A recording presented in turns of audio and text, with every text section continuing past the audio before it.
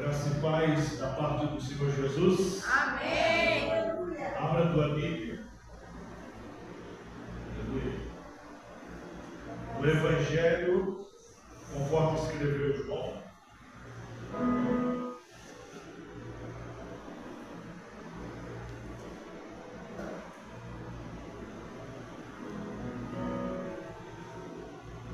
Capítulo 5.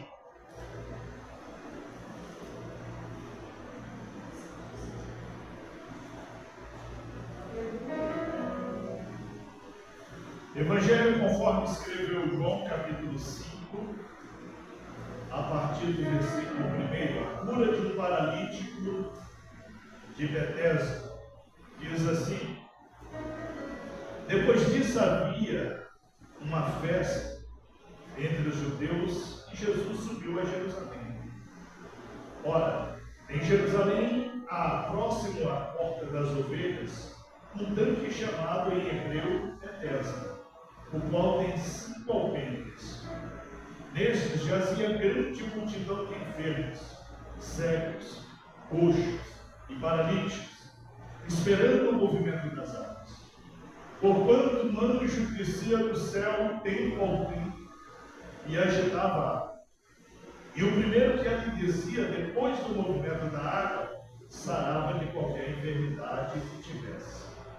E estava ali um homem que havia 38 anos se achava enfermo.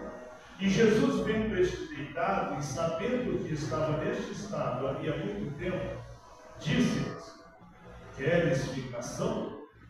O enfermo respondeu: Senhor, não tem homem algum que, quando a água é agitada, me coloque no tanque, mas enquanto eu vou, desce outro antes de mim. E Jesus disse: levanta-te, toma a tua cama e anda. E logo aquele homem ficou são e tomou a sua cama e partiu. Aleluia. Glória a Deus. Ó Deus Todo-Poderoso, a Ti rendemos graças e louvores, adoramos e glorificamos a Ti neste momento e pedimos, ó Deus, graça e misericórdia. Queremos, ó Deus, que Tu venha falar aos nossos corações, nos dando fé e esperança, para que também possamos ser alcançados pela Sua misericórdia. Pedimos, ó Deus, em nome de Jesus Cristo. Amém. Amém. Hoje vamos meditar nessa palavra a respeito da fé em meio à esperança. Às vezes acontecem coisas em nossas vidas que afetam a fé ou então afeta a esperança. De repente a pessoa até tem fé, mas não tem esperança. E caminham juntos. Estão juntos. Não tem como você alcançar algo de Deus que seja sobrenatural sem fé e sem esperança. E estamos aqui diante de um momento, de um acontecimento, em que ali no tanque de Betesda acontecia um movimento, um fenômeno sobrenatural de que a água daquele tanque era agitada por um anjo. E não existia um horário certo. Não tinha um momento assim determinado, tal dia, tal hora. Então aqueles enfermos, eles iam para lá e ficavam, talvez o dia todo, uma semana inteira. Não fala quanto tempo acontecia isso. Então era uma coisa que era esporádica, não tinha um horário, um dia definido. E para ser alcançado por aquele milagre, porque quando o anjo descia do céu e agitava aquela água, o primeiro enfermo que entrava, apenas o primeiro enfermo, era curado de uma forma milagrosa. E assim, os enfermos que estavam lá, que não conseguiam ser o primeiro, eles não perdiam esperança e continuavam ali pelejando. E Jesus se deparou com esse homem que estava há 38 anos paralítico. 38 anos que aquele homem era inútil. Não tinha mobilidade, não tinha como fazer qualquer coisa, muito menos pular naquela água, se locomover e entrar naquela água. Mas ele não perdia a esperança. Mas ele não deixava de estar lá. Não sabemos quem que levava ele, como ele estava deitado no leito, algo assim, tipo uma esteira, um colchonete, algo assim. Significa que ele ficava lá longos dias. Ali talvez já fosse a extensão da casa dele, porque ele tinha esperança que um dia pudesse faltar todos e ele estivesse sozinho. Aí o anjo agitava a água, ele ia rolando até entrar no tanque. Agora imagine quantas vezes ele estava lá, naquela ansiedade, naquela esperança. Hoje eu estou aqui sozinho. Meu Deus, manda esse anjo agitar a água, porque eu estou só. Aí de repente acabou. Depois mais outro. E aí mais outro. Mas ele não perdia a esperança. Ele sabia que algum dia a misericórdia de Deus chegaria até ele. Quando Jesus avistou aquele homem, de uma forma sobrenatural, Jesus teve o discernimento de que ele estava há muito tempo esperando pelo milagre.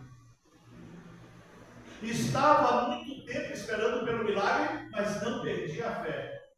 Estava há muito tempo esperando pelo milagre, mas não perdia a esperança. Às vezes nós perdemos a esperança, desistimos de algumas coisas. Às vezes perdemos a esperança e abandonamos algumas coisas. Imagine se aquele homem, naquele dia em que ele teve um encontro com Jesus, imagine se naquele dia em que Jesus foi até ele, até o lugar onde ele estava, imagine se nesse dia ele amanhecesse assim e falasse: olha, já estou há 38 anos assim. Nunca aconteceu nada, hoje vai acontecer, então nem vou aparecer, não, nem vou para a beira desse tanque. E às vezes acontece isso com o crente. Espera, quando está muito perto de acontecer, não vai acontecer, desiste, abandona. Quantas e quantas pessoas pelejam na fé, se esforçam, caminham, mas quando está pertinho de ser abandonado, de ser alcançado pelo milagre, abandona a fé, desiste daquela busca. Talvez por uma distração do mundo, talvez por uma incredulidade, talvez por um compromisso social, talvez naquele dia era o dia marcado para agitar as águas. Talvez aquele dia era o dia do mover. Aleluia. Glória a Deus. Aleluia. E chegou o dia do mover na vida daquele homem. E Jesus chega para ele e faz uma pergunta lógica: quer ficar são? Quer ser curado? Agora imagine vocês, uma pessoa que está há 38 anos paralisada, não tem mobilidade para nada. O que ele deseja na beira de um lago de milagre? O que ele espera dias e dias na beira daquele lugar, que era o lugar do milagre? É claro que ele esperava o milagre da cura. Mas por que Jesus faz uma pergunta tão lógica? Quer ficação? Quer ser curado? Porque há uma necessidade de verbalizarmos aquilo que queremos que Deus faça em nossa vida. Há uma necessidade de orar. E a oração é isso. Aleluia. Uma situação parecida aconteceu com o homem cego. Jesus chegou para aquele homem e falou: o que queres que eu te faça? E ele falou: que eu possa ver. Ora, ele era cego. Ele era cego. E por que Jesus faz uma pergunta óbvia? O que tu queres? Quero enxergar. Porque há uma necessidade de falar com o Senhor sobre aquilo que nós precisamos, por mais lógico que seja, por mais evidente que seja, nós precisamos falar com Deus. Isso é um ato de humilhação. No passado, o ato de humilhação era vestir uma túnica de saco, de pano de saco, rolar nas cinzas e chorar e prantear. Esse era o ato de humilhação no passado. A partir da nova aliança em Jesus, a nossa humilhação é declarar a nossa insuficiência, é declarar a nossa incapacidade, é declarar que precisamos que o Senhor tenha misericórdia de nós. Aleluia. Quanto tempo você sofre de alguma doença e ainda não foi curado? Há quanto tempo você sofre de um baque emocional, de uma ferida emocional, e isso nunca cicatriza? Há quanto tempo você perece por causa de um trauma, por causa de uma fixação, por causa de algo que tem te incomodado dia e noite, de tempo em tempo, que tem te perturbado de tempo em tempo? E talvez, alguns momentos, até você parou, pensou e falou: vou me acostumar com isso, que tem que ser assim. Vou me acostumar com essa situação, porque é assim que Deus quer. Nem com o cego e nem com esse paralítico, a vontade de Deus é que eles permanecessem cego e paralítico. A vontade de Deus é que eles abrissem a boca, tivessem fé, tivessem esperança e declarassem: eu quero. Eu quero meu milagre. Aleluia. A fé, ela resiste ao tempo, irmãos. 38 anos, você sabe o que é 38 anos? Basicamente 4 décadas. Dá para uma pessoa nascer, crescer, constituir família, constituir patrimônio. Dá para a pessoa viver todos os sonhos que sempre sonhou em 38 anos. Tem muitas pessoas que antes disso já realizou tudo que desejou, tudo que sonhou. É muito tempo. É um tempo precioso, é um tempo importante.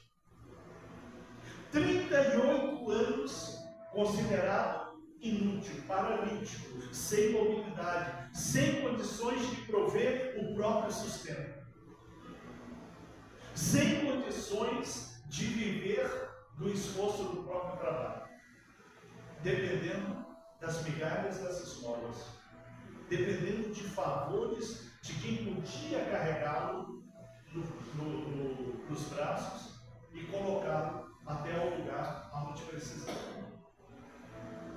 Quando se tem fé, se resiste ao tempo.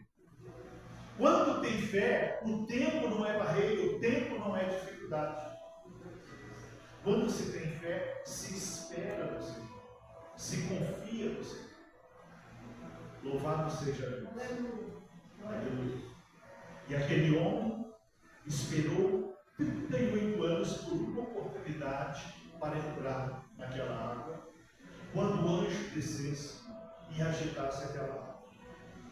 Ora, a esperança de todos aqueles enfermos de Jerusalém, ou de qualquer outro lugar que iam até Jerusalém, era esperar que o anjo descesse do céu e agitasse aquela água. Mas de repente, Jesus chega para aquele homem e diz: toma teu leito e anda. Não era um anjo, não era na agitação da água, era algo diferente. O lago estava ali a poucos passos. O lugar onde havia a agitação das águas para o milagre estava ali, à vista deles. Mas não foi naquele lago, mas não foi naquela água, não foi na agitação daquela água, foi na fé. Louvado seja Deus. Ele falou para Jesus: eu não tenho ninguém que possa me jogar na água na hora que ela é agitada. Eu não tenho ninguém aqui, as pessoas até me trazem, até me deixam aqui, mas ninguém pode ficar aqui o tempo todo esperando. Porque não dá para prever. Cada um tem seu compromisso, tem sua responsabilidade, não dava para ficar lá. E se alguém estivesse lá são, é porque estava acompanhando outro doente. E naturalmente ia jogar esse seu parente, esse outro seu amigo. Ele não tinha ninguém por ele. Mas ele não precisou ser jogado naquela água. Ele não precisou ser deslocado naquela água.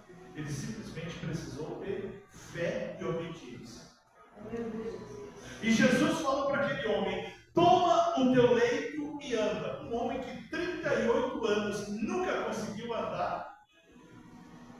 Ele poderia ter olhado para Jesus e falar: o quê?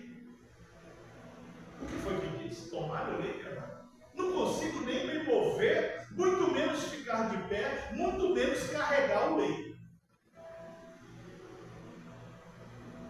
Mas ele não duvidou, ele creu.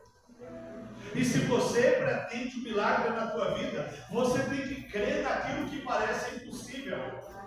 Porque o milagre ele não tem interferência humana. A próxima vez que a irmã Irene vir no culto, que domingo não deu tempo, ela vai contar o milagre que Deus fez. Um câncer na garganta, cirurgia marcada, se deslocou. E no dia da cirurgia, aleluia, o milagre aconteceu. De uma forma sobrenatural, apareceu um cortezinho e aquilo lá esvaziou. Aleluia. Quando chega no hospital, quem cortou? Quem que fez a drenagem? Quem que tirou o pulmão? Quem não está mais aí? Jesus. E o que é isso que ficou aí? Parecendo um canudinho que ficou. Ela falou: é a prova do milagre. Louvado seja Deus. Drenou tudo, saiu tudo. Na próxima vez que ela vier, ela vai dar o testemunho. Glória a Deus. Então não teve interferência humana. E ela disse que outros médicos, um outro médico até falou assim, isso lá na cidade dela, em Guajará: não, isso aqui eu faço aqui mesmo, não precisa nem ir para Porto Velho. Eu faço aqui mesmo. Mas deu tudo errado e ele não fez. E eu falei para ela: milagre não tem interferência humana. Milagre é puramente ação divina. Aleluia. Quando tem interferência humana, é uma providência de Deus. É uma porta que Deus abriu. É uma preparação de uma situação que foi organizada por Deus. Aleluia. Agora, milagre sobrenatural. E eu ainda lembrei. Uma vez, uma pessoa que tinha um problema na garganta, eu nem lembro mais qual era o problema na garganta. Vamos orar, oramos aqui. E a pessoa foi dormir, foi embora, foi dormir. No outro dia amanhece um risco vermelho aqui, como se fosse um fio cortado assim. Um risco bem retinho, vermelho. E ficou por uma semana. O que era? A prova do milagre. Enquanto dormia, o Espírito Santo foi lá e fez a cirurgia. E ficou aquela cicatriz por uma semana. Para provar e para dar testemunho que foi milagre. Louvado seja Deus. Quando é milagre, é sobrenatural. E aquele homem sabia que ali naquele lugar o milagre era: a água era agitada por um anjo. O tanque de Bethesda é um tanque pequeno. Ele é mais ou menos isso aqui. E ele tem 5, tipo umas manilhas, uns negócios assim redondos. Ele ainda existe. Está lá como ponto turístico. E aí a pessoa tinha que subir em cima daquele negócio lá, e quando a água era agitada, pular. Não dava para aquele. Não tinha. Era milagre, era, mas era um milagre que ele não dava. Mas Jesus fez um milagre com algo ainda mais impossível. Ele não podia levantar. Jesus falou, levanta. Ele creu e levantou. Ele não tinha forças e Jesus falou, toma teu leito. Ele pegou a cama que ele deitava. Ele não podia andar, Jesus falou, anda. E ele creu e andou. Louvado seja Deus. Portanto, creia no milagre, creia na intervenção divina, creia no sobrenatural, creia no poder que não é nosso, é um poder que vem dos céus. E quando chega a hora de acontecer o sobrenatural, não tem interferência humana. Aleluia. 38 anos, uma longa espera. Mas ele teve fé. Ele creu. E mesmo sabendo que a forma do milagre era pular na água que era agitada, ele creu quando Jesus falou algo diferente. Levanta, toma o teu leito e anda. Aleluia. Às vezes você sabe que o meio de um milagre é assim, porque você já ouviu outros testemunhos. Às vezes você imagina, o meu milagre vai ser assim, porque eu já vi vários testemunhos. E aí o Senhor vem e age diferente. Dá uma ordem diferente. Usa um processo diferente. Para quê? Para que você creia. Para que você saiba que é o Senhor. Para que você saiba que é milagre. Para que você saiba que o Senhor agiu em seu favor. Aleluia. A fé daquele homem foi despertada pela voz de Jesus. E a voz de Jesus fala em nós através do Evangelho. E o Evangelho tem milagres e mais milagres e mais milagres realizados por Jesus como prova do amor e da misericórdia. No Antigo Testamento, Deus se revela como o Jeová Rafá, o Deus que sai. Aleluia. E nós temos que querer isso. E nós temos que ter a esperança no sobrenatural de Deus. Sem a interferência humana. Sem uma ação humana. Sem que ninguém possa interferir. Sem que ninguém possa fazer. Mas para que você veja que é Deus. Para que você saiba que é o Senhor. Louvado seja o nome santo. A fé, ela nos leva também além daquilo que é o nosso limite humano. E existem pessoas que têm limite para tudo. Eu não vou fazer tal coisa que eu não consigo.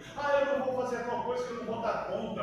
Eu não vou fazer isso porque eu não vou conseguir. Eu não vou fazer aquilo porque não é para mim. E por ser limitado, a psicologia chama isso de crença limitadora. O que é uma crença limitadora? É você acreditar só dentro de um limite. Fora desse limite, você não acredita. E tem muitas pessoas que não só não alcançam o milagre, mas também não alcançam nada na vida por causa da crença limitadora. Porque não consegue ir além de um limite. Certa vez tinha um círculo ali na Jorge Teixeira, e o círculo tinha um elefante. Naquele tempo que podia ter animal. E eu fiquei ali observando aquele elefante. Ele era preso em uma pata, com uma corrente que não era grande, e fixado com uma ponta de eixo caminhando. Sabe o que significa isso para o elefante? Nada. Bastava ele dar um tranco que aquele ferro espetado no chão ia arrancar. Aquela corrente não era uma corrente para segurar o elefante. Mas por que ele ficava preso àquela corrente? Por causa de uma crença limitadora. Ele aprendeu que ele estava amarrado e preso. E ele estava no limite desse conhecimento. Estou amarrado e preso. E por isso ele não conseguia vislumbrar que o tranco que ele desse quebrava aquela corrente e arrancava aquela peça espetada no chão. Isso é uma crença limitadora. Depois, andando no trânsito ali na Jorge Teixeira, passo do lado de um caminhão prancha e quem estava em cima, o mesmo elefante. Um carro de som na frente, um caminhão prancha e o elefante em cima. Solto, amarrado, um cabo de aço fino em volta da perna dele e ali ele quietinho. E por que ele não descia? Por que ele não saía dali? Aquele carro não significava nada com a força de um elefante por causa da crença limitadora. Na crença limitadora dele era: estou amarrado em cima desse caminhão, daqui eu não posso sair. E quantas pessoas não são abençoadas porque têm crenças limitadoras? E quantas pessoas não conseguem progredir na vida porque têm crença limitadora? Ah, isso não é para mim. Ah, isso eu ouvia, não, deixa eu mudar na igreja. Mas isso é para aquela pessoa, não é para mim. Ah, porque eu ouvi assim, alguém contar sobre isso, mas é para ele, não é para mim. Ah, porque alguém foi grandemente abençoado assim. Ah, alguém alcançou isso, mas não é para mim, é para ele. Crença limitadora. Não deixa a pessoa ir além daquilo que disseram para ela que é o limite. Que mostraram para ela aqui é o seu limite. E quantas pessoas não alcançam aquilo que é promessa de Deus, porque está dentro de uma crença limitadora. Porque não acredita que é capaz, não acredita que é capaz, não acredita que vai dar certo. A fé daquele homem era: quando o anjo descer, agitar a água, e não tiver mais ninguém aqui, eu vou rolando, gasto o dedo que for necessário e caio nessa água e vou receber meu milagre. Mas sempre tinha alguém por lá. E às vezes o anjo poderia, quem sabe, ele está só. O texto não fala sobre isso, mas vamos discorrer assim. Supomos que um dia ele estava só, o anjo vinha, agitava aquela água, ele se rastejava, quando chegava na beira do tanque, a água estabilizava. É uma água parada, tipo uma piscina. A água estabilizava. E não era quietinho. E ele sabia que o milagre era: a água vai ser agitada pelo anjo e tem que pular dela. Aí chega Jesus e rompe com a crença limitadora. Nada de água, nada de agitar a água, nada de descer o anjo do céu. Simplesmente creia e faça o que eu vou te falar. Levanta, toma teu bebê e anda. Aleluia. Aquele homem, ao ter uma nova ordem, ao ter uma nova instrução, ele não se hesitou, ele não duvidou, ele creu, ele aceitou aquilo como uma nova verdade. E em Romanos fala: não aceite as coisas como estão, mas busque a renovação da sua mente. E o mover da nossa fé virá quando não aceitarmos as coisas como são, mas buscarmos a transformação da mente. Por que a transformação da mente? Porque a alma, ela age no campo da mente. A alma, ela age no consciente e no subconsciente. A alma, ela age no id, no ego, no supremo. Da mente humana. Louvado seja Deus. A alma está onde fluem os pensamentos, onde fluem as vontades, onde fluem as crenças, onde fluem as esperanças. Qualquer sentido, qualquer sentimento está ali. Ali age a alma. E se nós não buscarmos a renovação da nossa mente, não teremos fé para nada. E se não tiver fé, também não vai ter esperança. E se tiver esperança sem fé, também não vai acontecer nada. E renovar a mente é buscar na palavra do Senhor aquilo que enche, aquilo que ocupa os nossos pensamentos. E o que tem ocupado os teus pensamentos? Medos, insegurança, dúvidas, frieza, atração do mundo, atração da vida. O que tem puxado a sua mente, o que tem ocupado a sua mente, o que tem movido a sua mente. Busque a renovação. Busque a renovação.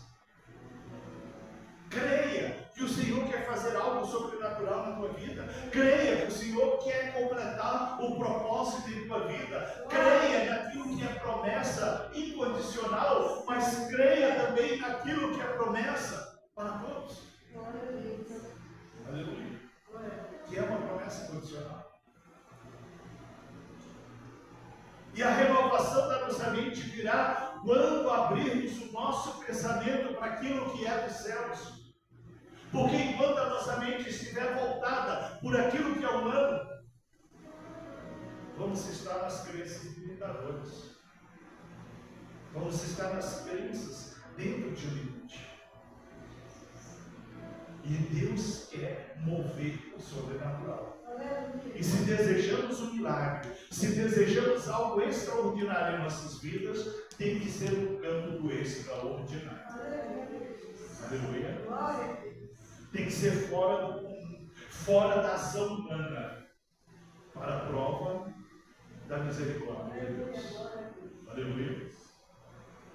Quantos e quantos milagres já testemunhamos em nossa vida? Quantos e quantos milagres já percebemos também na vida de outros? Quantos e quantos milagres já ouvimos em testemunhos da igreja ou em outros lugares? E às vezes na nossa própria vida existe algo que não é tão difícil assim, mas acontece numa época em que a fé está fraca, em que a pessoa está muito ocupada com as coisas da vida, não consegue refletir, não consegue pensar. Quando a pessoa está muito envolvida, muito ocupada, a pessoa não consegue refletir. E uma das estratégias de Satanás é a exaustão. É deixar a pessoa exausta. É esgotar. Tomar todo o tempo da pessoa. É encher a cabeça da pessoa de preocupação. É encher a cabeça da pessoa de medo. A pessoa fica exausta. E não sabe por que está tão cansado. Já acorda cansado. O dia mal começa, a pessoa já está esgotada. Porque o inimigo vai sugando aquela pessoa. Vai colocando obstáculo, vai colocando barreira, vai colocando distração, vai colocando coisas que não é para ti, vai colocando cargas que não é para ti. É a mesma coisa se você trabalhar num lugar onde tem gente preguiçosa.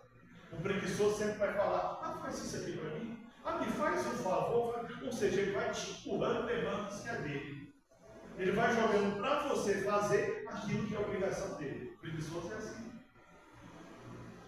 Mas o inimigo ele age não é por preguiça, é para te ocupar mesmo, é para te deixar exausto, é para te sugar, para que você não tenha tempo para ler a palavra, para orar, para se consagrar, para meditar, para falar com o Senhor. Desafie isso também, renove a tua mente nisso também. Ache aquele momento, ache que é tempo para você parar, refletir e falar: está na hora do basta. Está na hora de uma mudança, está na hora de uma nova atitude, está na hora de um recomeço, está na hora de abandonar certas companhias. E olha que uma outra estratégia do inimigo é colocar gente na nossa companhia que não serve para nada a não ser isso. Colocar ali no nosso caminhar pessoas que não servem para nada além de nos jogar para baixo. Quando Neemias estava reconstruindo os muros de Jerusalém, apareceram por lá Sambalate, Tobias e Gesem.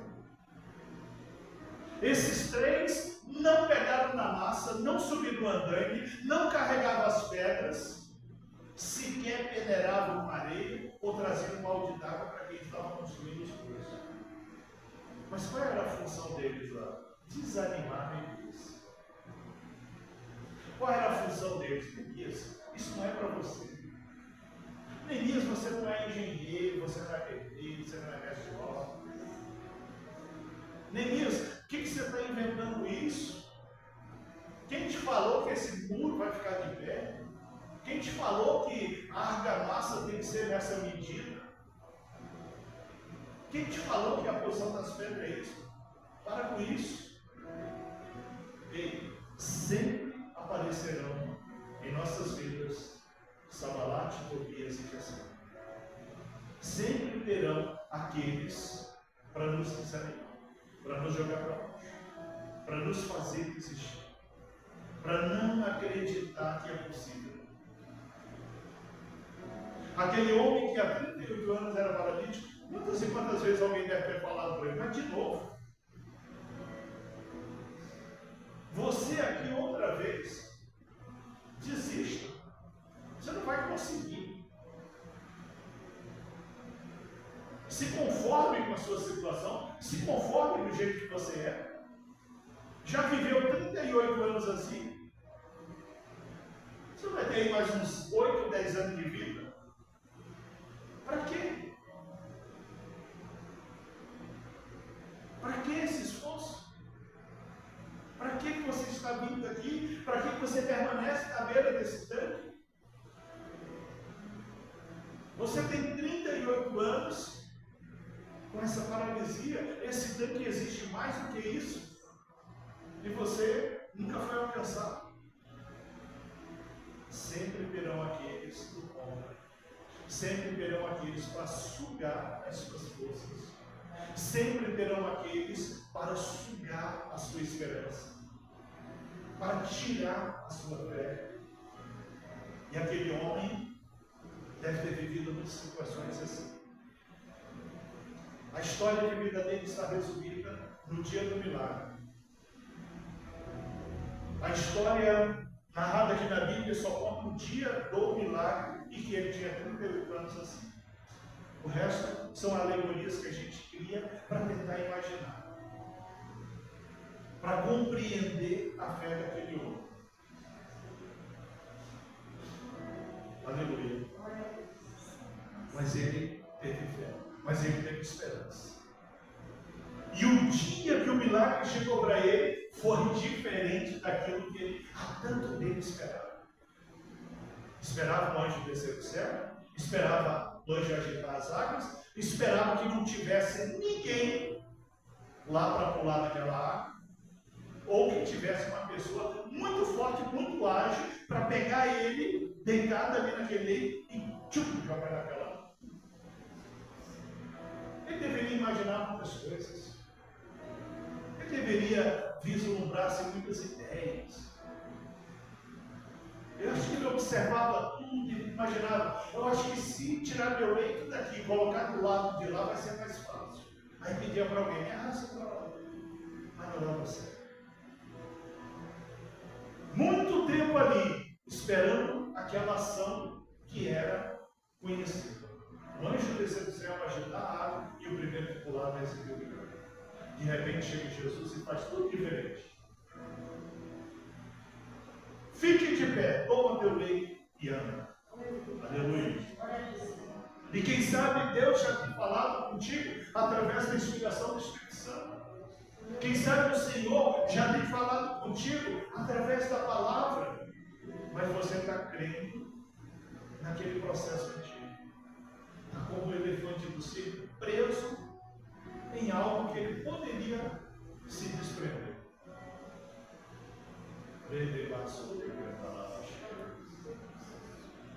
Desprenda daquilo que te limita, desprenda daquilo que suga a tua fé, desprenda daquilo que impede você de ter uma íntima aproximação com o Senhor. Desprenda daquilo que ocupa a tua mente, que esgota a tua mente, que toma o teu tempo, que ocupa o seu pensar, que te coloca medo, insegurança, dúvidas. E quem sabe o Senhor já tem falado para você, dado uma outra ação, mas você não percebeu. Porque está naquele limite, não vai ser desse jeito. Quando Jesus falou para aquele homem, levanta, toma teu leito e anda, ele poderia ter falado, não, Jesus, não é assim não. O milagre aqui no tanque não é desse jeito. O milagre aqui nesse tanque é, o anjo desce, agita a água, o primeiro que pula é curado. Mas quando Jesus falou, quer ficar salvo? Quer ser curado? Quer uma mudança de vida? Quer sair dessa condição? Quer ser uma pessoa normal? Levanta, toma teu leito e anda. Aleluia. E nessa noite nós vamos orar, pedindo ao Senhor que mostre aonde está a crença limitadora. Aonde está aquilo que suga as nossas forças, que ocupa, que distrai, que toma o tempo e não permite que o milagre aconteça. E não permite que a soberania de Deus se cumpra. É uma cura, é um milagre, é uma maravilha, é um sinal, é uma resposta, é uma transformação, é uma regeneração. Qual é a ação que você espera? O que você deseja? O que te trouxe aqui nessa noite? O Jesus que chegou para aquele homem e deu ali uma nova ordem para as coisas. É o mesmo Jesus que está sendo adorado aqui nessa noite. É o mesmo Jesus que está sendo glorificado aqui nessa noite. E de repente você espera. Vai ser na hora em que vou lá na frente e colocar a mão. E de repente vai ser diferente. Vai ser no dia em que acontecer isso, acontecer aquilo. Mas quem sabe, contigo vai ser diferente. Simplesmente esteja entronizado no Espírito Santo. Simplesmente esteja envolvido numa atmosfera espiritual que permita que você entenda o que o Senhor quer fazer. Aleluia. Aleluia. O primeiro milagre de Jesus foi transformar a minha vida. Como que se faz vinho? Se colhe uva, se coloca no túnel, pisa nela, agora já tem as máquinas que fazem isso, né? Mas antigamente era pisando. Extrai aquele suco, coloca dentro de um barril de madeira, espera alguns anos até que aquilo fermente, para poder tirar e ter ali 12 anos, 30 anos, 8 anos, 5 anos, 20 anos, cada vinho tem um tempo de maturação, de fermentação, até apurar. Mas Jesus chega para aqueles homens e fala, pega os cântaros, ou seja, os vasilhantes, e coloque água. Agora experimente, tá? Como assim? Não vai jogar o extrato da uva? Não vai jogar uma química, alguma coisa? Alguma reação química? Não. Coloque água e agora experimente. E ali estava o melhor vinho. Quando o Senhor vai fazer algo em sua vida, Ele vai fazer algo fora do normal. Algo fora de uma realidade lógica. Algo fora de um alcance humano. Algo fora de uma ação humana. Aleluia. E quem sabe o Senhor já tem falado com você, que você pode ser absurdo. E quem sabe o Senhor já tem dado aqueles toques na sua mente. E você fala, não, isso não pode, isso não é para mim. Quem sabe o Senhor já tem despertado em você. E você fala, não, mas eu já ouvi testemunha diferente, não é assim. Aleluia. Creia naquilo que o Senhor